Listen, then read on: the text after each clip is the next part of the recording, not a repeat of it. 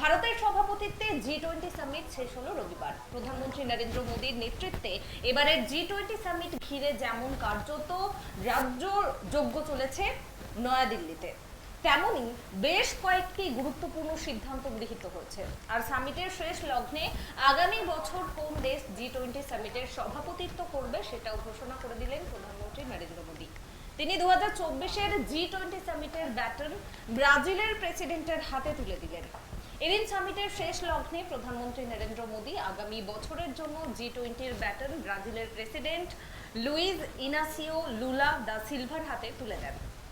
ব্রাজিলের প্রেসিডেন্টকে আগাম শুভেচ্ছা জানিয়ে প্রধানমন্ত্রী মোদী বলেন, আমাদের অটুট বিশ্বাস রয়েছে যে তারা অর্থাৎ ব্রাজিল নিষ্ঠা ও বিশেষ দৃষ্টিভঙ্গির সঙ্গে আগামী সামিটে নেতৃত্ব দেবে এবং বিশ্বব্যাপী ঐক্যের পাশাপাশি সমৃদ্ধি আরও বৃদ্ধি করবে।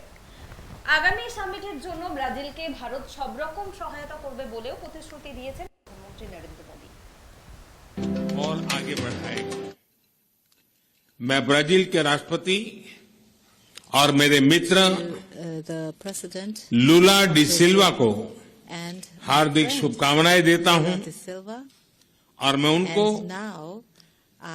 प्रेसिडेंसी का गेवल सौंपता हूं।